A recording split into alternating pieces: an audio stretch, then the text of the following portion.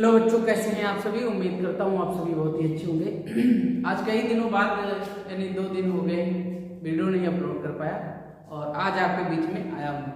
आज का हमारा जो टॉपिक है पास्ट इंडेफिनिट पे है और आप सभी जानते हो जो भी बीता हुआ कल होता है वो सब पास्ट में होता है।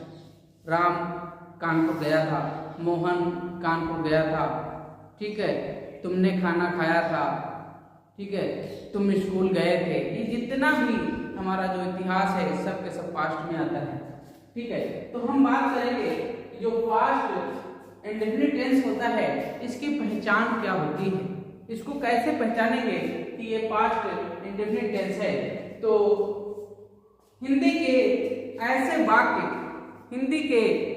वाक्य जिनके अंत में त, था, ती, थे, ते, थे, ठीक है, आ, ई, ये इत्यादि शब्द आए तो आप समझ लेना वो वाक्य पास्ट इंडेफिनिट टेंस का है। क्लियर। अब हम बात करेंगे कि फार्मूला क्या होता है। तो आप जानते हो कि हिंदी के जितने भी वाक्य देखने को आपको मिलते हैं सब या तो सकारात्मक होंगे या तो नकारात्मक होंगे या प्रश्नवाचक होंगे। इंग्लिश में बोले तो अफर्मेटिव जिसको पॉजिटिव बोल देते हो आप, और दूसरा नेगेटिव और तीसरा इंटेरोगेटिव, है ना।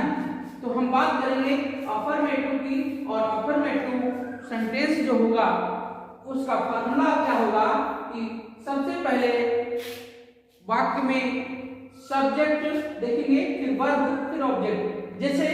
जैसे कि देखो, मैं कल कानपुर गया था। देखो यहाँ पे या था आया, इसका मतलब है कि ये जो टेंस है ये पास्ट इंडेफिनिट का है। अब इसको बनाएंगे कैसे, तो देखो यहाँ पे मैं करता है और गया वर्ब है और कहाँ पे कानपुर, ठीक है, ऑब्जेक्ट है।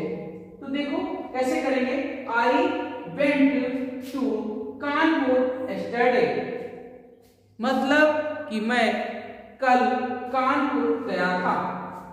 अब बात करें इसी तरह से, तुम कल कानपुर गए थे, है ना।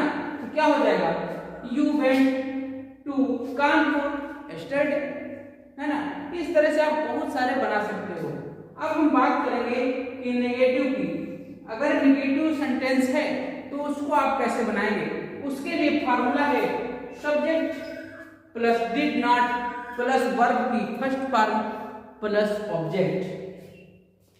समझिए फॉर्मूला क्या होगा, सबसे पहले सब्जेक्ट होगा, इसके बाद में हेल्पिंग वर्ब होगी डिड नॉट, इसके बाद में मेन वर्ब की फर्स्ट फॉर्म होगी और इसके बाद में ऑब्जेक्ट होगा।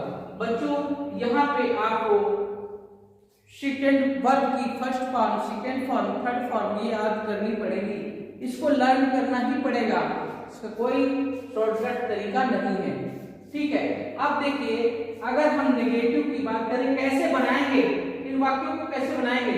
देखिए हमने एक एग्जांपल लिया है, मैंने तुम्हें नहीं बुलाया था, या मैंने तुम्हें नहीं बुलाया, मैंने तुम्हें नहीं बुलाया, या लास्ट में आ गया देखो। तो कैसे इसको बनाएंगे, I did not call you, I did not call you, मैंने आपको नहीं बुलाया, है ना। इसी तरह से तुमने हमें नहीं बुलाया, ठीक है। बहुत सारे क्वेश्चन जो आप बना सकते हो। अब बात करेंगे इसके बाद में तीसरा प्रकार इंटेरोगेटिव, मतलब ऐसे वाक्य जिनमें प्रश्न देखने को मिलते हैं। जैसे क्या, इसमें देखो इसमें 2 तरह के मिलेंगे, ये तो ऐसे वाक्य जिनके पहले ही काल क्या लगा होगा, प्रश्नवाचक लगा होगा, और दूसरा टाइप इसका जिसमें प्रश्न वाक्य के बीच में आएगा, मतलब कि वाक्य के बीच में प्रश्नवाचक वाक्य मिलेगा देखने को आपको।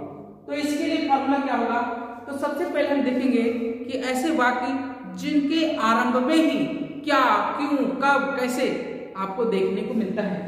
तो इनके लिए सबसे पहले did plus subject plus verb की फर्स्ट फॉर्म प्लस ऑब्जेक्ट, ये फार्मूला लगाएंगे। देखिए जैसे कि देखिए, क्या गीता ने आम खाया, क्या गीता ने आम खाया, तो क्या हो जाएगा, पहले देखो डिड सब्जेक्ट गीता, ठीक है, वर्ब क्या है ईट मींस खाना, और ऑब्जेक्ट क्या है आम मैंगो। तो क्या हो जाएगा, क्या गीता ने आम खाया, तो क्या हो जाएगा did Gita eat a mango. समझ में आया। इसका जो दूसरा प्रकार होगा बी, वो कैसे देखेंगे, वाक्य के बीच में प्रश्नवाचक शब्द आए तो क्या करेंगे। तो इसके लिए फार्मूला होगा क्वेश्चन वर्ड लिखेंगे प्लस डिड लिखेंगे प्लस सब्जेक्ट लिखेंगे और वर्ब की फर्स्ट फॉर्म लिखेंगे और इसके बाद में ऑब्जेक्ट देखेंगे। ये आपको ध्यान रखना है। जैसे कि देखो तुम कहाँ गए थे, तुम कहाँ गए थे, तो सबसे पहले प्रश्नवाचक कहाँ के लिए where did you go, समझ गए, पहले क्वेश्चन वर्ड, इसके बाद हेल्पिंग वर्ब, इसके बाद सब्जेक्ट, इसके बाद वर्ब, तो और इसके बाद में ऑब्जेक्ट आएगा।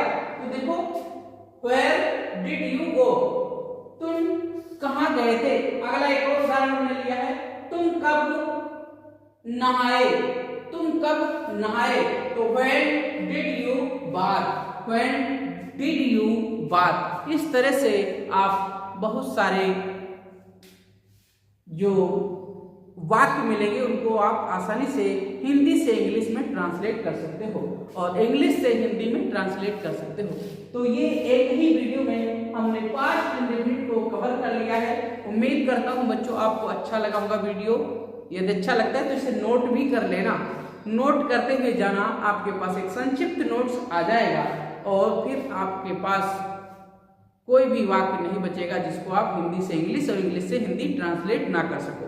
ठीक है बच्चों, तो मेरे साथ बने रहने के लिए बहुत बहुत धन्यवाद। आपसे एक रिक्वेस्ट है, आपसे निवेदन है कि चैनल को जरूर सब्सक्राइब करें, अपने दोस्तों को भी करवाएं और अपने दोस्तों में शेयर करें। ठीक है, मिलते हैं नेक्स्ट वीडियो में, तब तक के लिए जय हिंद।